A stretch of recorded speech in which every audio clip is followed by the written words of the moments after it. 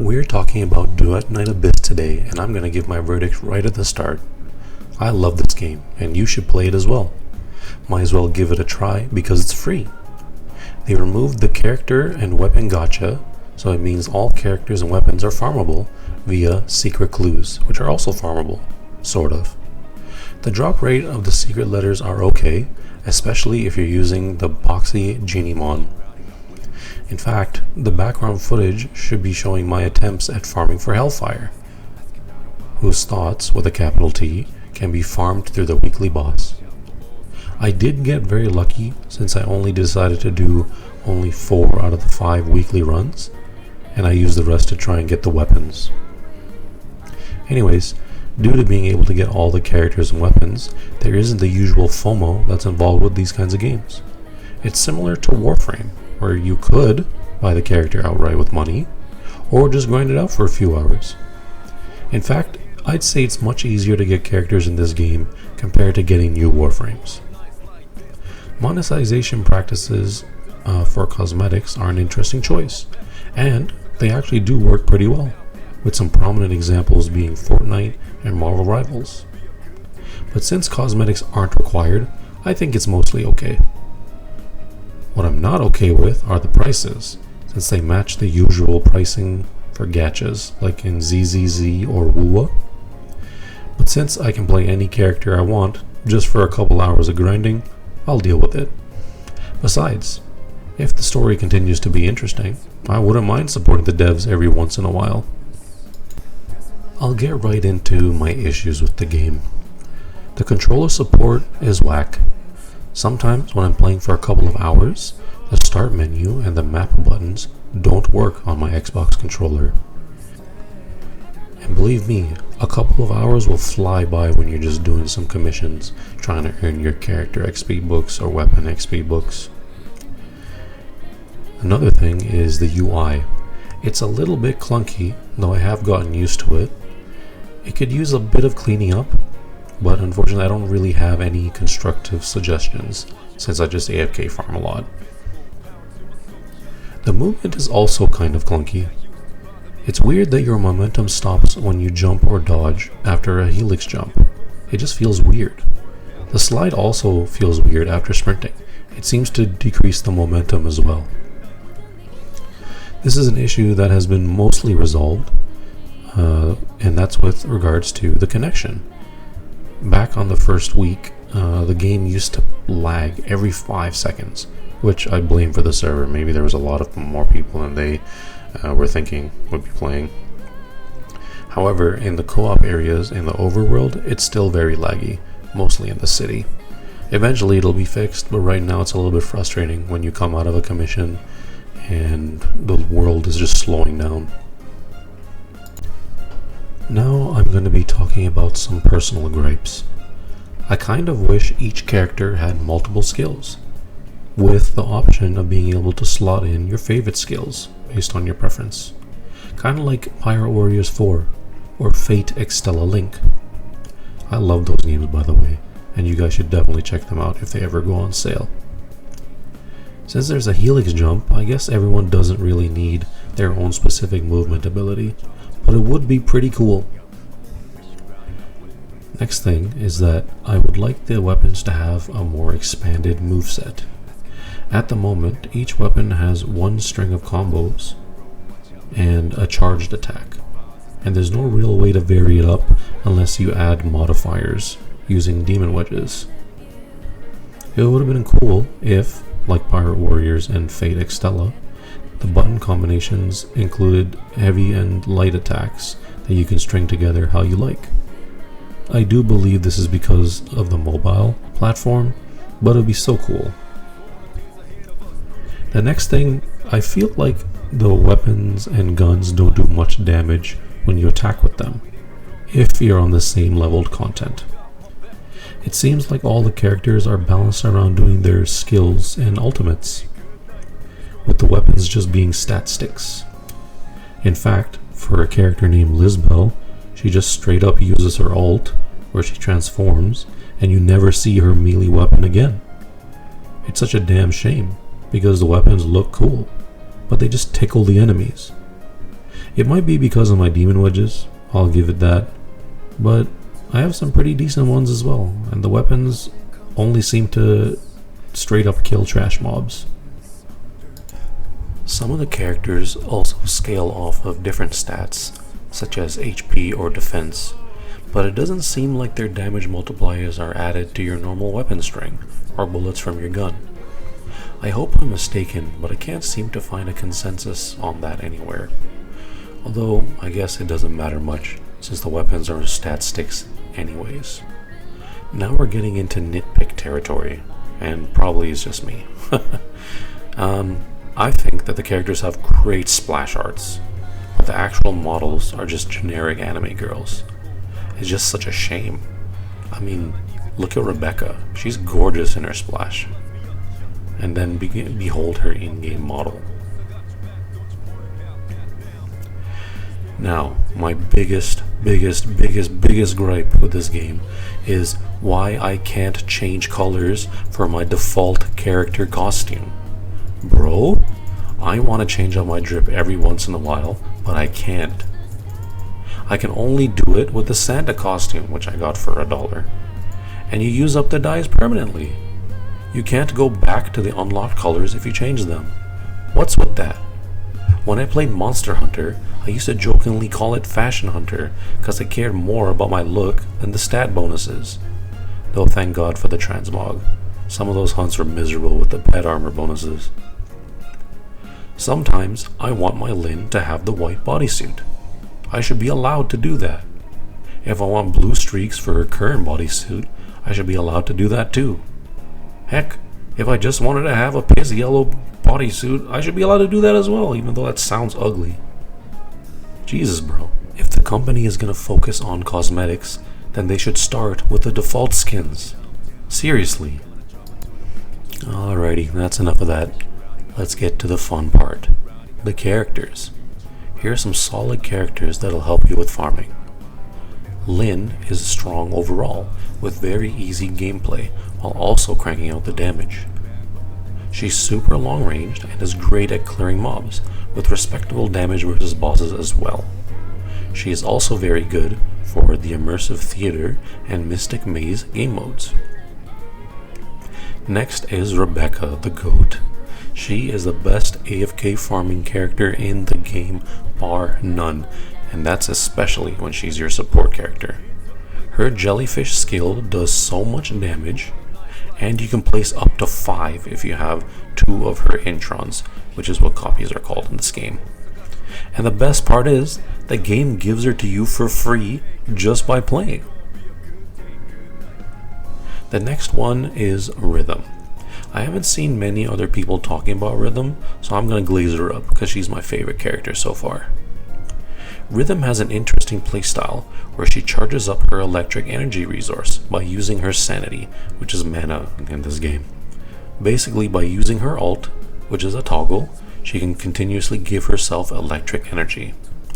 Then she can use her skill to launch herself forward and give herself a solid damage boost. The cool thing is, her ult is actually quite decent for AFK farming as well. It's so long ranged, and it'll get those pesky enemies that are hiding behind the geometry. Although they might not even be hiding. They might just be stuck there, as you might see in the background. The next one is Truffle. I think for this girl, who is definitely not Phoebe's sister from Wuwa, I think they added an extra 0 or something when they were tuning her. Her ult is basically her riding her pig and one-shotting all the mobs. It's absolutely absurd that she does this much damage from such a low investment. And she's one of the HV scalers as well, so she's actually not even that hard to build. Next is Lady Niffle. I only got this character recently, so I don't have that good of an understanding on her kit. But I do know that she's very strong for farming, and if you decide to go all the way and get her 6th copy, she's uber broken when she's using ranged weapons. Next is the limited character Psyche. She can fly while shooting infinite wind projectiles. She's pretty easy to play, but her bullets actually use some of her health. So she requires Truffle and Daphne, at least for now, so that she can keep healing up and staying in the air and just firing away like a little railgun. Personally, I think that you should turn off auto-aim when you're using Psyche. The auto-aim is so aggressive when you're trying to change targets while shooting, though you could just stop shooting and then readjust and start shooting again. But if you don't have to, why do it? Anyways, Lisbel. This character is actually quite easy to build as well, and she's quite strong for farming. She basically goes into her alt transformation mode, and based on her combo count, her sword gets longer and longer range. And then once you're at 120 hits or S rank, she has an incredibly strong charged attack.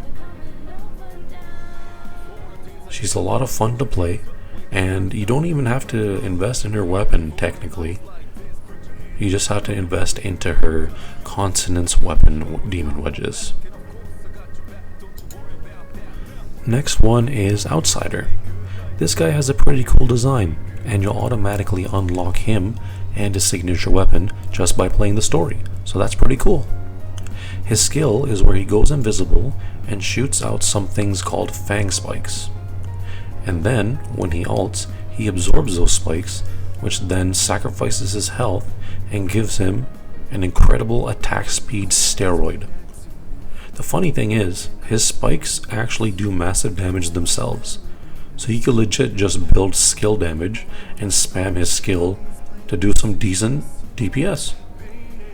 The tracking for the Fang spikes is okay, but the Fang spike absorption from the alt is a little bit meh. I assume that they were supposed to pull through the enemies and do damage on the way back, but there's literally no tracking or homing at all for that portion. So I feel like they could just, maybe they can make it like a whirlwind or something when he pulls it back into himself. I'm not sure.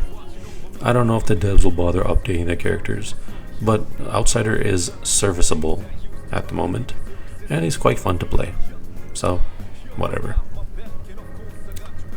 As for the main character, Margie, Tabitha, and Daphne, they're amazing buffers for weapon damage, attack, skill damage, and healing, respectively. And they should be built up if you have the additional resources. I primarily use them as support-only characters, but that's just because I didn't bother farming for their best-in-slot weapons yet, which I'll eventually get later. Now, here are a couple of characters that I had to bring up. Randy. I'm the most sad about Randy. His skill is literally just him sitting on a plastic chair behind a shield, and he just farms aura. For a supposed slacker, he sure does resemble a certain motivated swordsman. That being said, you lose all agency with him when you're sitting in the chair. You'll see in the clip that I'm trying to press buttons and move around, but you can't do anything. You're forced to sit there the entire time, and the shield only faces one direction, and it doesn't even stop enemies from walking right through it. I don't really understand why they have this move act this way. His ult is basically Ku Hulain doing his Noble Phantasm, which is super cool. However, in order for it to do damage to things other than shields, he needs to have Intron 6, and that's a huge investment. He scales off of defense as well, which is a choice that developers made. I don't know how to feel about it. He has the makings of a super cool kid, but they just didn't cook with him. Next is Hellfire. Personally, I love playing Hellfire, and as you may have seen in the video, I very nearly considered getting the Santa skin for her. I might still go for it though, if I'm being honest. Anyways, she has a playstyle where her skill does aura damage, and every couple of seconds extra damage will happen if enemies hit her as well. I'm not sure if it's a visual bug, but it seems like the extra retaliation damage happens very close to you. It seems like an odd choice since a lot of enemies have guns in this game. And then she has her ult, which is basically a taunt for 5 seconds that also does massive damage. Thing is, it could literally knock the enemies away from your aura ring. Why does it do that? And if it knocks them out of the aura after you finally grouped all the enemies together, well, there you go, you just lost your source of damage. And she scales off of HP as well. Next is Sybil. I don't know much about this character despite getting her, but it appears to be a general consensus that she has issues with her kid. I don't know enough to talk about it, but it seems that people are saying that she's a little bit unfortunate at the moment. And I don't have Fantasio, so I can't even check how he works. Same with Yule. Now, I have a few tips. Level up Rebecca and Lynn, including their signature weapons, because those signature weapons complement their playstyles very well. Congratulations, your best AFK partners in the game have just been built. Personally, I like using Rebecca and Rhythm, but I can't in good conscience recommend them to newer players because you need to use up your weekly boss runs to get the secret letters for her. My next tip is always do defense and exploration. These ones are very AFKable, and you can even use them to help level up your characters and weapons. You just need to tap a couple of times to move on between waves. Defense is very useful because you have these little coins that are required to upgrade your skills and craft important pieces for all of the signature weapons and guns. I believe there's sharpening potions and then that red bullet looking thing. Funnily enough, I'm actually doing defense in the background while I record and edit this video. Exploration is actually amazing for secret leather clue farming as well. All you need is Rebecca as a support, and then you spam the exploration mission that gives you the Fire Ascension material. Since Rebecca is Hydro, she'll be one-shotting them for quite a few waves. Next, you have to pick up the Boxy Bro Genimon, or rather the Bro Boxy Genimon. This little guy is the most useful pet for all your farming. He has a huge collection radius, and he even increases the chances of doubling your rewards. And on top of that, he can even double your commission rewards. It's crazy. I believe you can pick up a copy during a main mission in the Ice Lake sewers, though you'll have to explore a bit, because I believe he's hiding in a chest. You can get another copy in Lonza Fortress, also after opening a chest. I believe these two are the only guaranteed spawns, while the other 2 copies you'll have to get lucky with farming the overworld. Hopefully they change that too soon, because this Genimon is easily the best so far. My final tip, play who you like. If you like Margie, and the only reason you bother logging in is to play Margie, build her. Make her the biggest beast Margie ever, and just enjoy yourself. You can absolutely farm all the endgame content with whoever you like, and that's the best part. And if for some reason you feel like changing it up, all you need to do is spend a couple of hours. You can spread them out across a few days and get another character and build them up too. Besides, Rebecca is free, so you really don't have anything to worry about. I just recommended these characters because they're really comfortable for AFK farming when you have to do real life chores and errands. In conclusion, play Duet Night Abyss. Enjoy the grind or story, I can't tell you what to do, and enjoy the game. This game has some potential and I can't wait to see where it's going. Thanks for watching.